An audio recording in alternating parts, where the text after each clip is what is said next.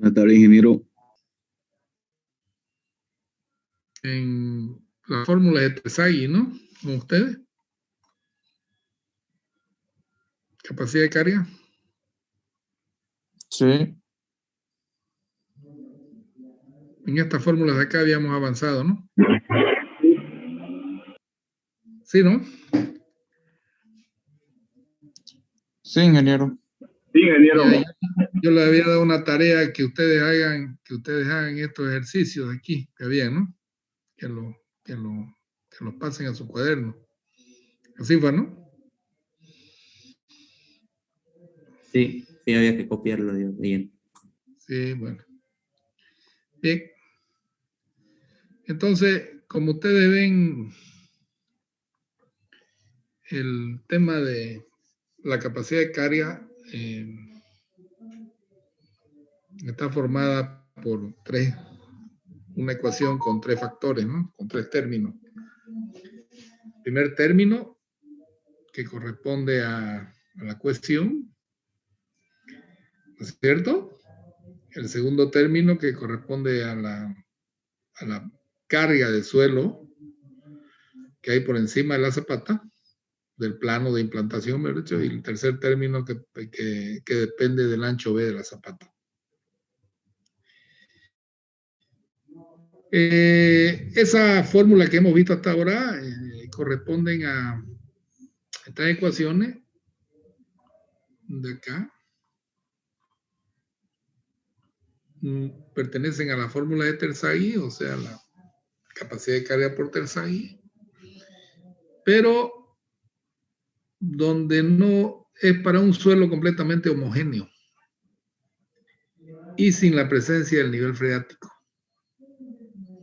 Ya sea ese suelo homogéneo en corte general o en corte local, ¿no? Es decir, como o dice de la forma más sencilla que existe.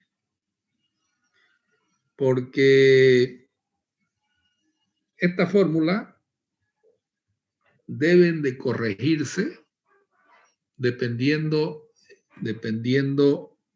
qué factores afectan a esta capacidad de carga.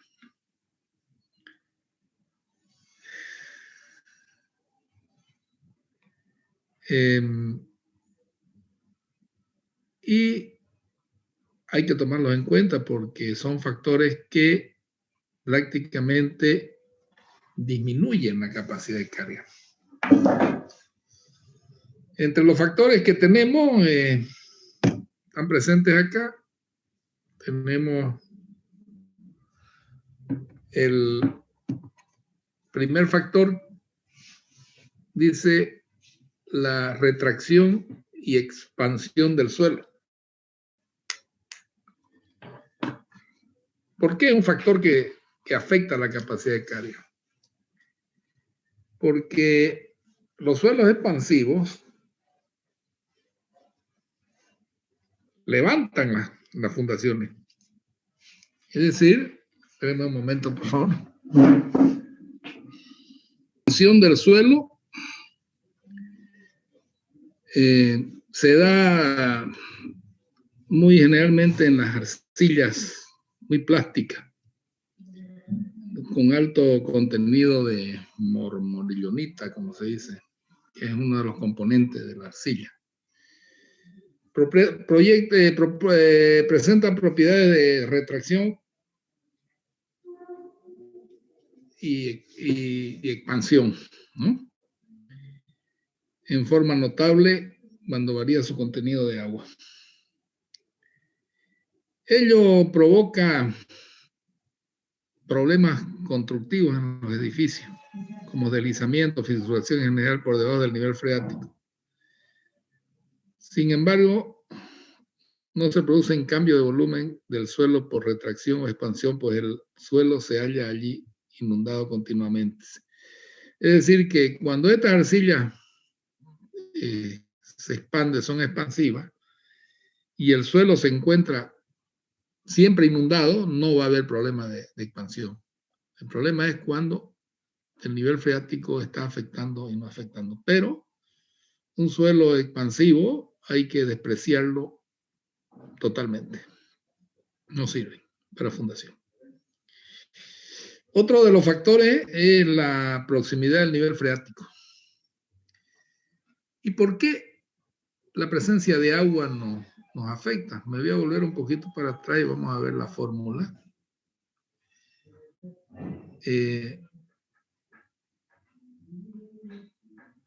Nos afecta por el siguiente motivo. De que aquí nosotros tenemos un peso específico. ¿Están viendo el cursor? Están viendo un peso específico que está multiplicado por una altura h. Es decir, la altura es desde el nivel del terreno hasta el plano de implantación. Pero cuando el suelo está inundado, se trabaja con tensiones efectivas, ¿ya? Y con el gamma saturado, ¿ya? Es decir, con el gamma inundado. Es decir, el tema es de que el gamma real, el peso de los granos, va a ser igual al gamma saturado menos el peso del agua, ¿ya? Entonces ustedes van a tener un peso específico que anda por el 50% del valor real. Igual acá en el segundo término afecta, ¿ya? Es decir, el nivel freático. Entonces, el tema de la posición del nivel freático, o sea, la proximidad del nivel freático, nos va a afectar de acuerdo a qué nivel se encuentra. ¿Ya? Porque si bien el agua es un factor, porque acá nosotros en suelo vamos a trabajar siempre con presiones efectivas, es decir, tomando en cuenta solamente el peso de los granos. Cuando el suelo está seco, pues el peso del aire no pesa nada, ¿no? Entonces se trabaja con el peso seco. Pero cuando está saturado, los poros, los espacios vacíos del suelo están llenos de agua, entonces hay que eliminar esa agua y trabajar con el peso de los granos. Es por ello de que, dependiendo de dónde se encuentra el nivel freático, va a tener una influencia sobre la capacidad de soporte. Otro de los factores que influyen en la capacidad de carga son los defectos o fallas en el subsuelo. Es decir, no hay un valor que le diga vale tanto, ¿no? Pero si ustedes no han tomado en cuenta, no han hecho una investigación seria, ustedes pueden encontrarse con suelos que, por ejemplo, son suelos que tienen huecos por debajo, ¿no? Que tienen túneles, es decir, pequeños huecos, intersticios. Si no se ha tomado en cuenta eso, bueno, las fundaciones se le van a ir para abajo. Esos defectos del suelo pueden reducir la capacidad portante del suelo, ¿no? Cuando encuentran ustedes cavernas, ¿no? Ahí debajo, algunas alcantarillas viejas o instalaciones sanitarias que ustedes no las conocían. Otro tema que afecta la capacidad de carga son las acciones de las heladas y de hielo. Bueno, esto es para lugares donde hay nieve, ¿no? Donde el suelo se congela. Hay que tomar en cuenta igual porque cuando el suelo se congela y el agua intersticial, o sea, el agua que está entre medio de los poros, de los espacios vacíos del suelo, al congelarse se expande, ¿no? Es lo mismo que un suelo expansivo. Entonces, cuando se pasa la época de invierno, de las heladas, el suelo se hace agua, entonces las fundaciones están fluctuando. Otro factor es la erosión y corrosión en el suelo, es decir, estos son suelos que son químicamente atacan, ¿no?, al hormigón, atacan al acero de las fundaciones. Por eso es que se dice que afecta la capacidad de carga, porque ustedes pueden ir perdiendo fundaciones con un suelo agresivo, ¿no? Y bueno, hay que tomarlo muy en cuenta también, porque no es nomás hacer un estudio de suelo, hay que ver qué tipo de agresividad puede tener el suelo, ¿no? Otro factor es la aplicación de cargas inclinadas o excéntricas.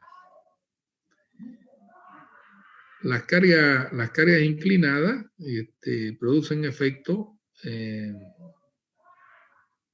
bajo la zapata que es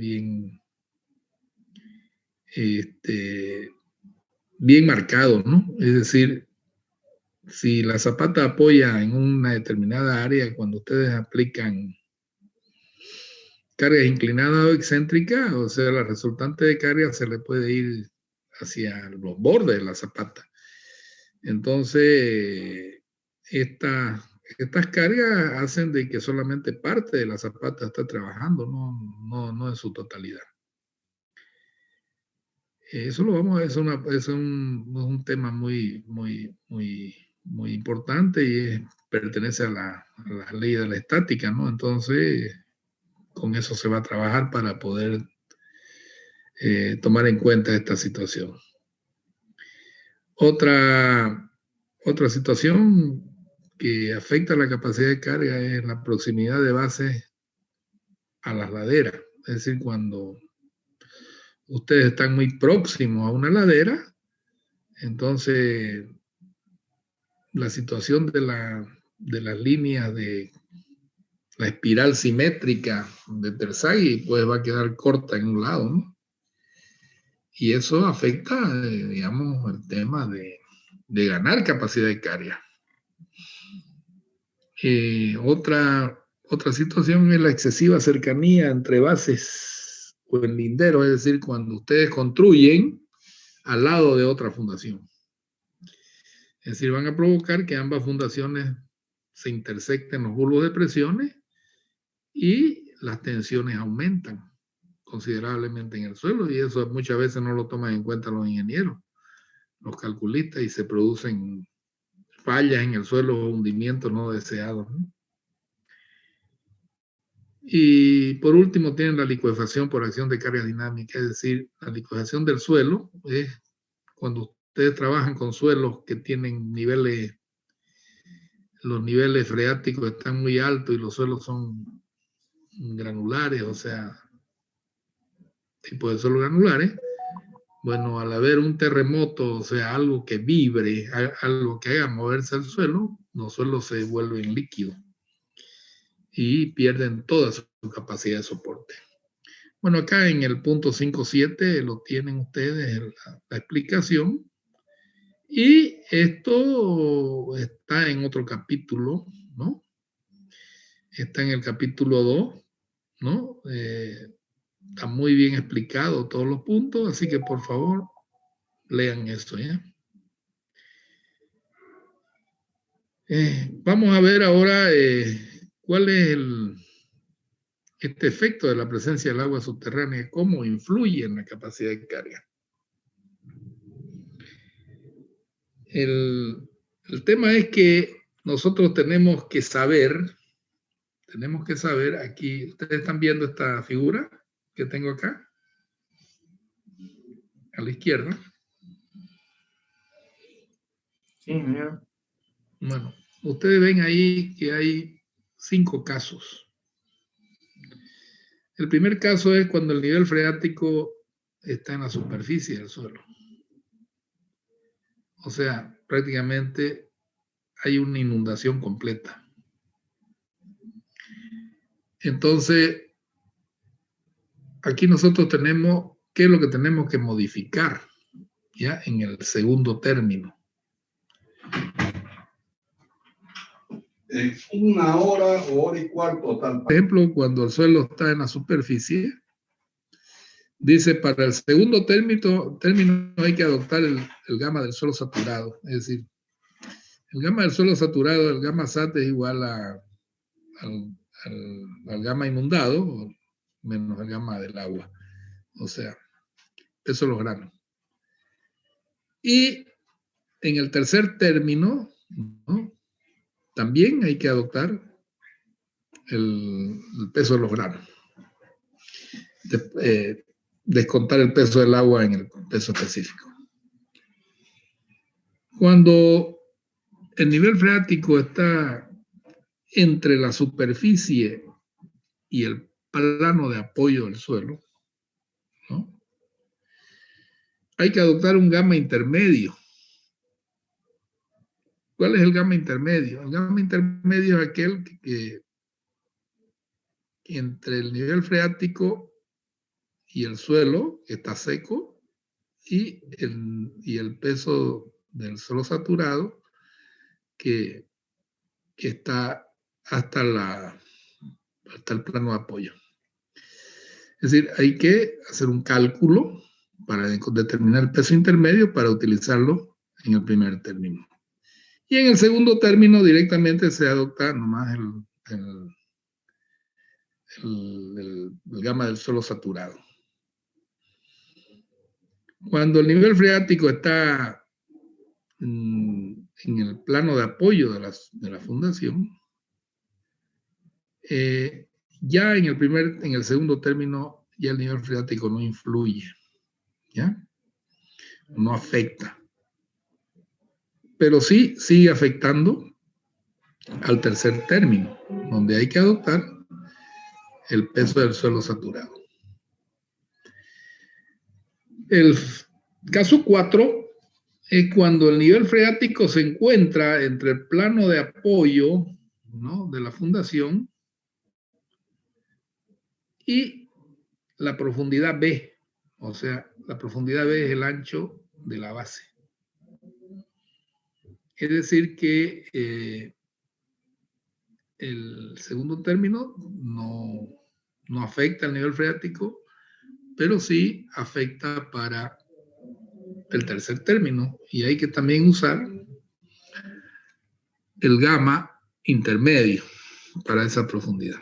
Dice adoptar gamma intermedio interpolando linealmente los valores de gamma para suelos inundados a profundidad H y el gamma del suelo a profundidad H más B.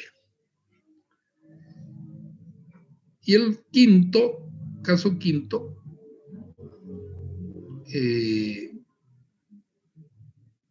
caso quinto es el nivel freático a profundidad mayor o igual a H más B. Es decir, H más B tampoco afecta al segundo término y tampoco afecta al tercer término. Es decir, vamos a dejar de considerar el nivel freático que nos afecta cuando este se encuentra a profundidad del nivel del suelo a una profundidad H más B hacia abajo. Dice gamma SAT, dice es igual al gamma del suelo, o sea, inundado, menos 1000, que es el peso específico del agua. Eso me da en kilos por metro cúbico. Esta situación no es fácil de comprender, ¿no? Es un poco difícil de entenderlo al comienzo. Pero hay que empezar a trabajarlo para poder determinar esta situación, porque es muy importante tomar en cuenta la presencia del agua. Sin embargo, este texto da una explicación sobre el tema del gamma, de la presencia de agua, ¿no?, con algunos ejemplos. Dice el ejemplo 5.14, dice una base cuadrada de 1.4 metros de lado apoya sobre un suelo mixto de arcilla arenosa suelta con las siguientes características: ángulo de fricción interna 20 grados, peso específico del suelo 1750, cohesión C igual a 0,5 kilos y profundidad de la fundación está en H igual a 2.4. El dibujito está aquí, ¿no?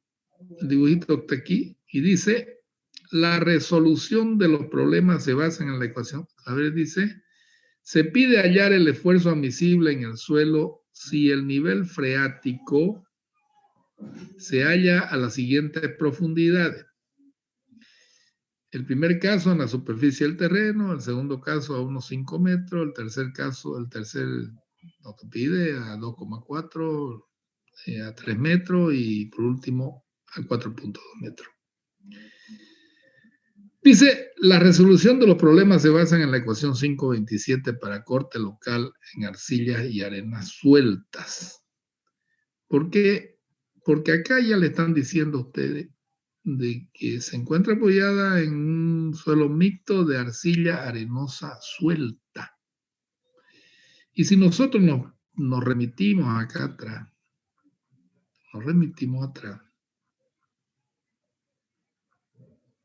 dice corte local y corte general. Corte general y corte local. Dice arcillas duras y arenas densas. Y corte local, arcilla sensible o blanda y arena suelta. Es decir, esta formulita de acá, la del caso 2, son las que se deben aplicar. Es decir, las que tienen el prima. ¿Ya? Vamos a ocupar nosotros la expresión, ¿no?, para una base cuadrada, que es 1.2 de C' por N'C, más gamma H N'Q, más 0,4 de gamma por D N gamma prima. Dice, el peso saturado, el peso inundado, el suelo inundado, es 1750. Entonces, vamos a encontrar el gamma SAT igual a 1750 menos 1000, o sea, tiene 750 kilos por metro cúbico. Además, para este tipo de corte local, el valor de C' es igual a 2 tercios de C. ¿Ya? Es decir, 2,033 kilos. Ya no se toma el C completo. Es decir, aquí dice C igual a 0,5, entonces 2 por 0,5 dividido entre 3, tenemos 0,33. Y de la figura 5.13 se obtienen los valores de los coeficientes empíricos. Ustedes entran con 20 grados, ¿no?, a esta tabla o este gráfico. Entramos con 0, 10, 20 y nos vamos por esta línea y buscamos el N'C. Está aquí, creo que es el N'C. No. Este es NC. N'C debe ser este de aquí. Aquí está el N'C. Esta línea punteada de aquí. ¿Ya? Con 20 grados tenemos nosotros, miren ustedes cabalito, aquí 10. 10 para N'C. N'Q, esta de aquí, tenemos, de aquí a aquí tenemos 5, esto debe ser 3 o 3,5. ¿Ya? Y el N'G es este de aquí, que es prácticamente, aquí es 10, esto debe ser 2 debe ser esto más o menos.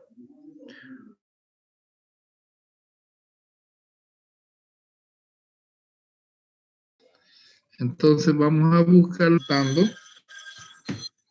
y ¿no? 10, 3, 5 y 2. Un momento. ¿Aló? Sí. Entonces, como ustedes ven, acá tienen los valores de N'C, N'Q, que ahí es cuestión de interpretarlo, porque eso hay que hacerlo un poco más grande, esa gráfica, para esta metodología. Y se reemplazan los valores, ¿no?, en esta fórmula. 1.2 por 0,33 por 10, que es el N'C. Aquí se reemplaza el gamma por el gamma SAT, que se llama el libro está llamándolo eso, 750 por 2.4, 2.4 es la altura, por NQ, ¿no?, que es 3.5, más 0,4 del segundo término por gamma también, que es 750, por 1.4, que es el ancho de la base, y por 2. 2 es L' gamma. El N' gamma. Y acá hay un factor que está multiplicando, es una conversión de unidades para que salgan a kilogramos por centímetro al cuadrado. Esta sigma máximo que ustedes ven acá, ¿ya? Se llama la capacidad portante última unitaria. ¿Ya? Capacidad última o capacidad portante última unitaria. ¿Ya? ¿Por qué? Porque está por metro cuadrado. Si ustedes quieren saber qué carga puede resistir esta zapata, pues este valor lo tienen que multiplicar por el área de la base y van a tener la carga que la zapata, la carga máxima que la zapata puede resistir. ¿Ya? Entonces, aquí miren que no hay que hacer nada porque el suelo prácticamente está en la superficie. No entra el tema de los gamas intermedios, pero sí en el segundo caso, cuando el nivel freático se encuentra a 1.5 metros. ¿Ya? Entonces, que aquí hay que sacar un gamma intermedio que va a trabajar desde este punto hasta la profundidad H. ¿Ya? Ese es un gamma intermedio. ¿Por qué? Porque el tema es que el suelo hay parte seca y hay parte húmeda, ¿no? Parte que está bajo agua. Entonces hay que sacar ese. Entonces, ¿qué es lo que se hace? Lo que se hace es de multiplicar, ¿ya?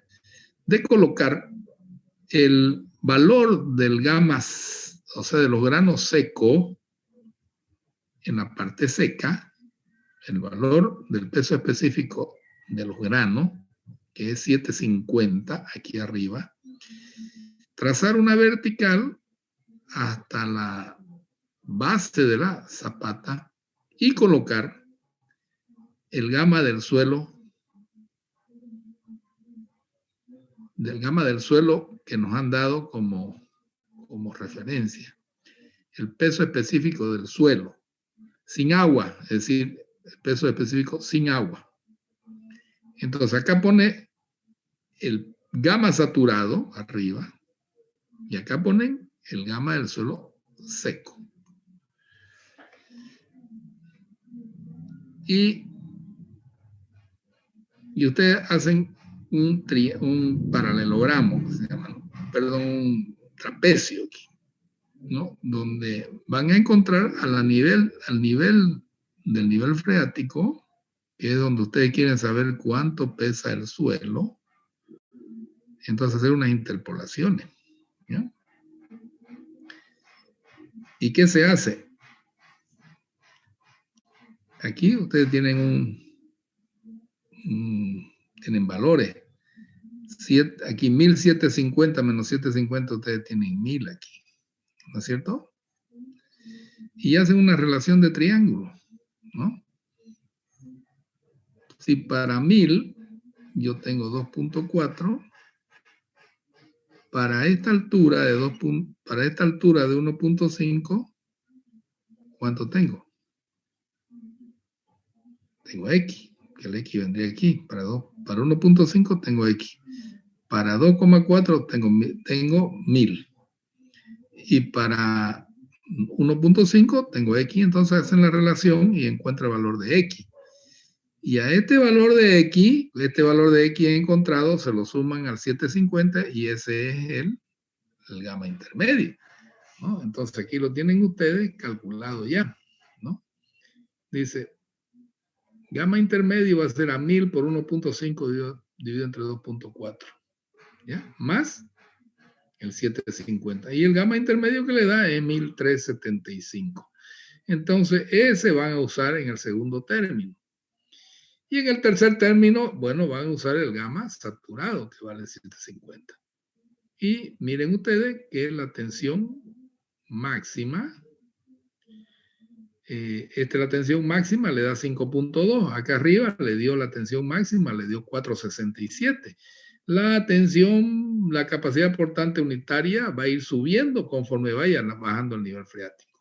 Por eso se ha ido de 467 a 5.2. Entonces, el admisible, en el primer caso tuvieron 1.56 y acá van a tener 1.73. Es decir, que ya conforme va bajando el nivel freático, entonces la capacidad portante va subiendo. En este caso, cuando el nivel freático está en la base,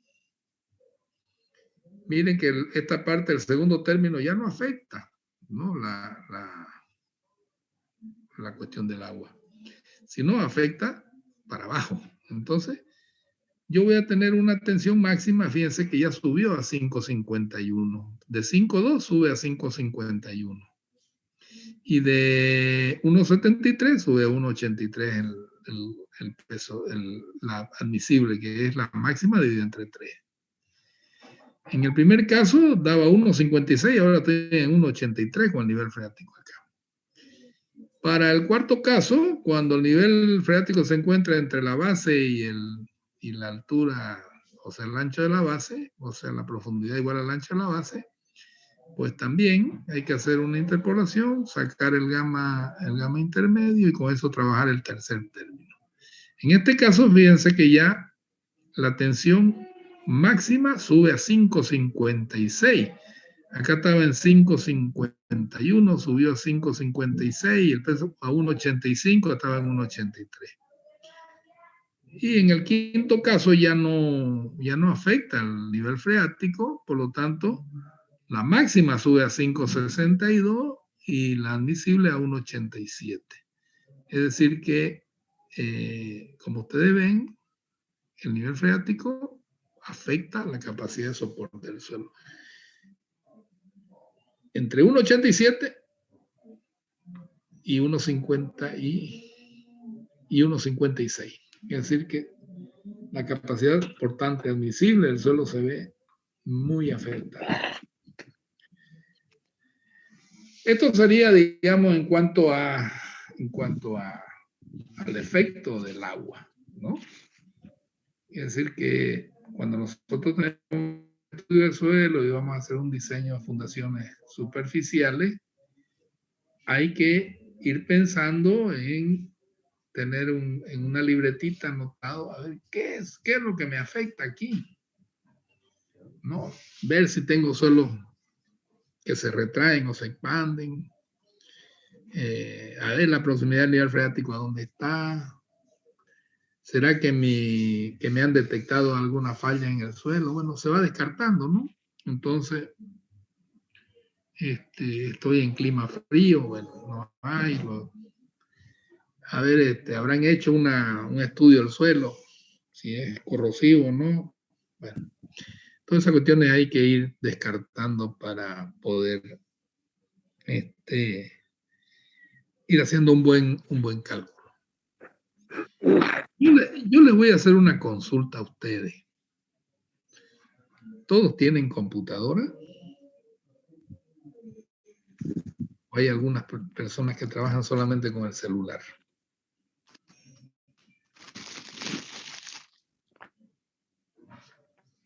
Espero su respuesta. Yo tengo computadora. Ya, pero hay algunos alumnos que deben estar trabajando con su teléfono. ¿Hay alumnos que trabajan con su teléfono? Cabrera Lascano, deje de hacer bulla ya.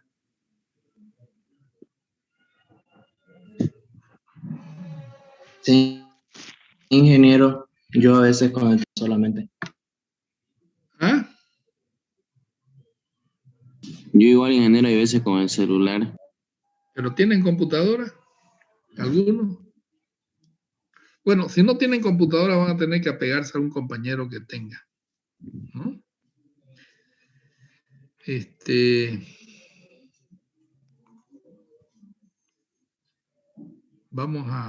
voy a mostrar una situación ya. Voy a dejar de compartir.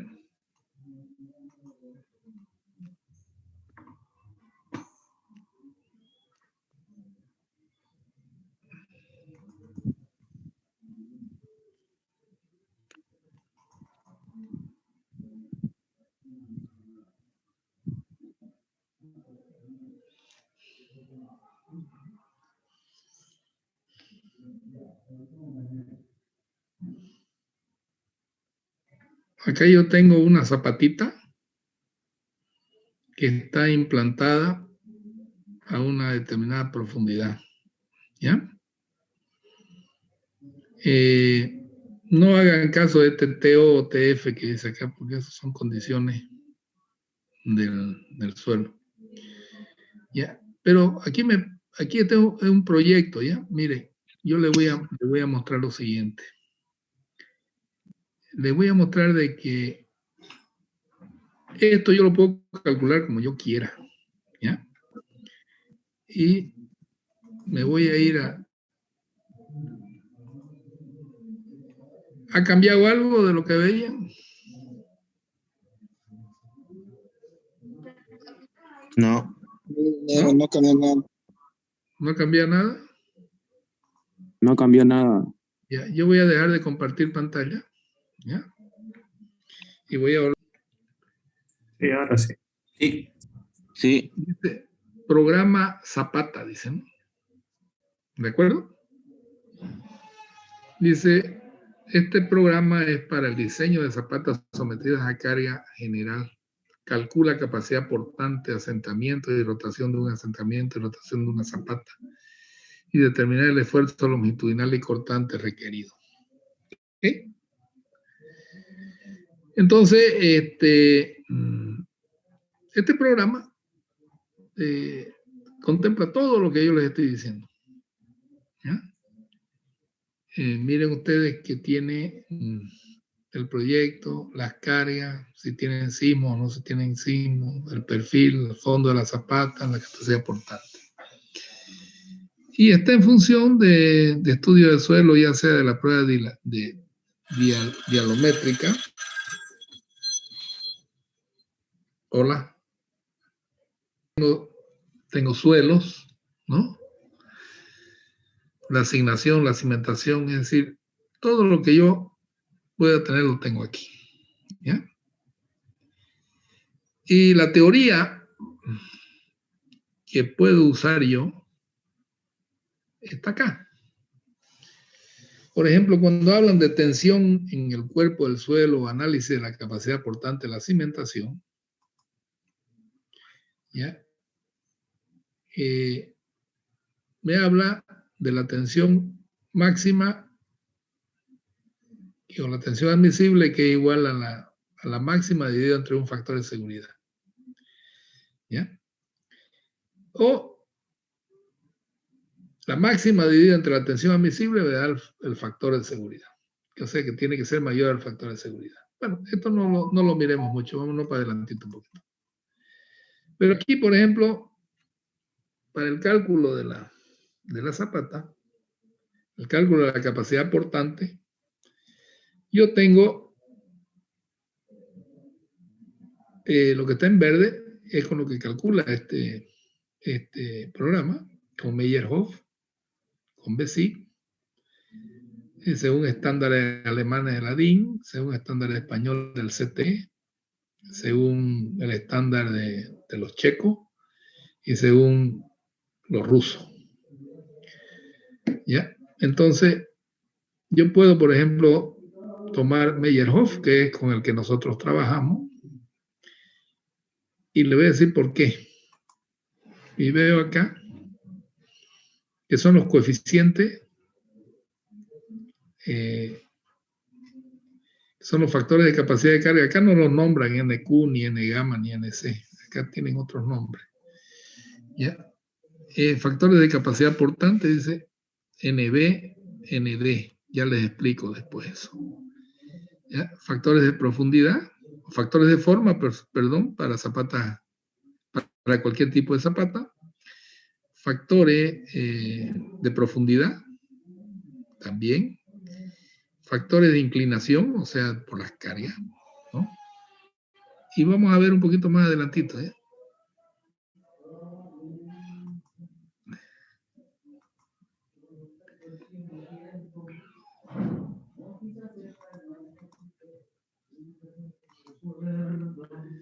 Ya. El análisis estándar, esta es la fórmula de capacidad de carga. Esta es la tensión máxima. Nosotros solamente conocemos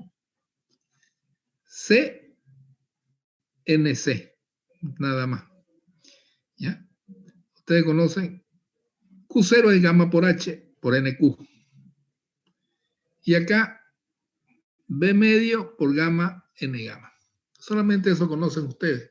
Pero las nuevas teorías actuales están tomando en cuenta todos estos factores que ven acá. ¿Ya? Y esos factores son los que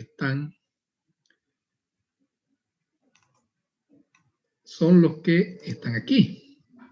¿Ya? N gamma, SE, SD, DE, DC, todas esas cuestiones.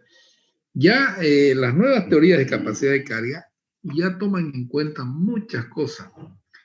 Se van a fijar ustedes que Terzaghi solamente propone su fórmula para zapatas cuadradas, circulares y corridas. ¿Ya? No tiene para zapata rectangular. ¿Ya? Entonces, vamos a estudiar de aquí en adelante la fórmula general de la capacidad de carga. ¿Ya? Es decir, que ya lo vamos a abandonar a Terzaghi. ¿Ya? Y vamos a tomar en cuenta ya la fórmula general de la capacidad de carga. Ya sea como Meyerhoff, como Ladin, como calculan los españoles o los rusos. Es decir, vamos a tomar ya en consideración todas las cuestiones de capacidad de carga, tomando en cuenta qué es lo que puede ocurrirnos, qué es lo que puede haber. Aquí, por ejemplo, también está tomando en cuenta ya el agua, es decir, la presencia del nivel freático. No lo vemos porque no estamos calculando. Pero en la próxima clase, ya vamos a aprender a trabajar con este sistema. ¿Ya? Es decir, cómo verdaderamente yo debo calcular una base. ¿Ya? Yo solamente voy a trabajar con el Fratelli, indicándole cuáles son las cosas más interesantes para que ustedes puedan ir tomando en cuenta. Es decir, que cuando a mí me dan ya, como se dice, el automóvil, yo tengo que aprender a manejarlo. Pero también tengo que conocer cuáles son las características de ese automóvil. ¿Por qué voy a poner primera o por qué voy a poner segunda? Es decir, no puedo sin conocer el suelo, sin conocer cuáles son las propiedades del suelo, cuáles son las propiedades estáticas de la estructura, meterme a calcular con un programa una zapata, si no conozco yo las variables. Entonces, yo lo que les voy a enseñar a ustedes son las variables para que ustedes puedan usar cualquier tipo de programa. ¿Ya? Y bueno, la cuestión es que la situación ahora se facilita muchísimo porque ya yo puedo tomar en cuenta muchas cosas que Terzaghi no las tomaba. ¿Por qué? Porque en aquella época, cuando Terzaghi nos hizo entender de que la geotécnica era una ciencia, o la mecánica del suelo era una ciencia, todavía no habían las facilidades que tenemos ahora. Es decir, cómo estudiarlo al suelo de una manera ya más técnica, más tecnológica. ¿Ya? Entonces, miren ustedes que el enfoque estándar ya de la capacidad del suelo ya toma en cuenta muchos factores, ¿no? Miren que la situación cambia totalmente. Ya como le digo yo, lo de Terzaghi solamente era el C por el NE que hay aquí. Más gamma por H que viene a ser el Q0 por NQ que es esto. Y La otra parte, de la parte del ancho de la base, un medio de gamma por n gamma, que es hasta aquí. Ya el SB, ¿qué era el SB? Bueno, el SB viene a ser un factor de forma, ¿ya? Pero para el ancho. El SD es un factor de forma para la profundidad y el SE es un factor de forma para la cohesión. Después tenemos aquí el DE. ¿Qué es el DE? Bueno, el DE viene a ser un factor de profundidad, ¿ya? Es decir, cuánto depende la profundidad en la capacidad portante. Hay un DE, hay un DD y hay un DB, ¿ya? Factores de inclinación, es decir, inclinación de carga, ¿ya? Es decir, IE, ID, IEB, y esto está en función de la tangente de delta, ¿ya? Los factores de la base, BE, está aquí también el BE, BD y BB. Y los factores del terreno, GE y GD y GB. GD y GB. ¿Ya? Si nosotros miramos un poco más abajo, dice GC es la cohesión del suelo, Q0 es la carga uniforme equivalente que tiene en cuenta para la influencia de la profundidad de la cimentación, Q0, el D es la profundidad del fondo de la base, gamma 1 el peso unitario del suelo por encima del fondo de la zapata, B es el ancho de la cimentación, gamma es el peso unitario del suelo, NE, ND y NB son los coeficientes de capacidad portante de Terzaghi, SE, SD y SB son los coeficientes de forma de la cimentación, DE, DD y DB, coeficientes de la influencia de la profundidad de la cimentación, IE, ID y B, coeficiente de la influencia de la pendiente de la carga. BE, BD y BB, coeficiente de influencia de la pendiente de la base. O sea, ya está en función de esto. GE, GD y GB, coeficiente de influencia de la pendiente del terreno. Los G. Y acá tenemos phi, el ángulo de eficiencia interna del suelo, largo de la cimentación L, delta es ángulo de derivación de la fuerza resultante de la dirección vertical, beta es la pendiente del terreno y alfa es la pendiente del fondo de la zapata. Bueno, aquí está todo. ¿Ya? Entonces, cuando nosotros vamos a calcular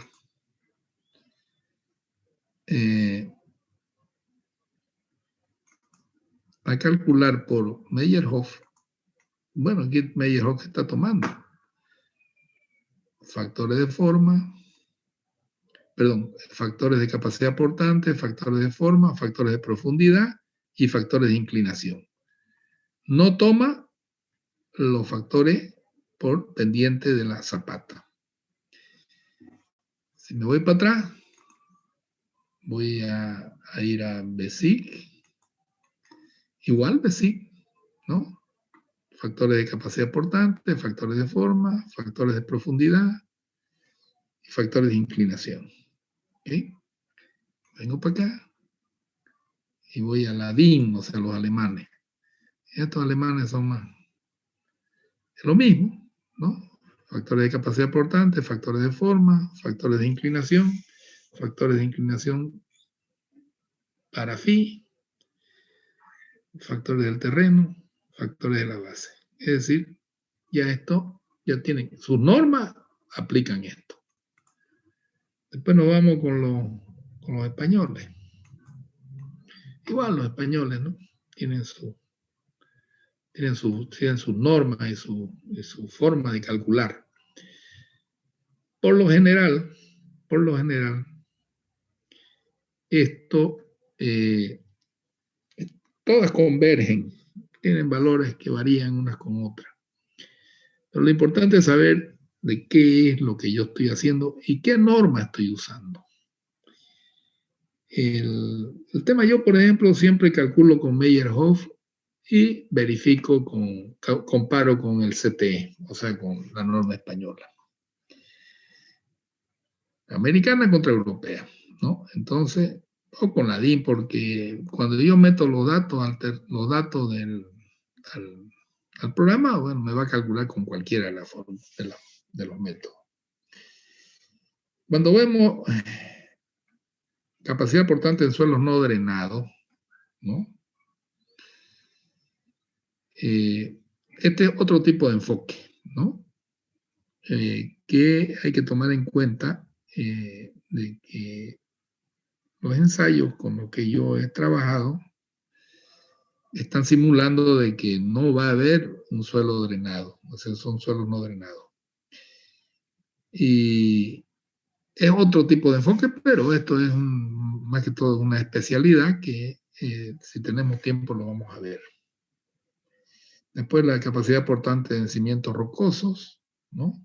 Tenemos capacidad portante horizontal de la cimentación, es decir, cuánto aguanta, cuánto al deslizamiento, homogeneización del suelo, área efectiva, determinación de la sección transversal de la fuerza, bueno, verificación de la excentricidad de la cimentación, análisis del levantamiento, ensayo de campo. Aquí tienen ustedes, por ejemplo, nosotros usamos el SPT, ¿no? Aquí tenemos copilote, todo. ¿Dónde lo podemos usar? Análisis de asiento, esto es un poco más complicado, y de dimensionamiento de la estructura de hormigón, que eso lo pueden hacer por cualquiera de estos métodos. Yo les quiero mostrar esto porque conforme nosotros vamos avanzando, vamos a ir viendo de dónde salen las cosas, porque no es cuestión de meterle en la máquina. Hay que ver también la teoría, hay que saberla. Y eso es lo que yo les quiero enseñar. Que vamos acompañando el uso de un método a través de... con lo que me brinda a mí la tecnología. Es decir, sería yo muy egoísta que estando en una época como la de hoy, ustedes no puedan introducirse a ella porque yo les enseño métodos arcaicos. No. Ahora van a empezar a entender cómo se usa un programa sabiendo la teoría. Entonces ustedes no van a tener ningún tipo de problema. ¿Quedamos?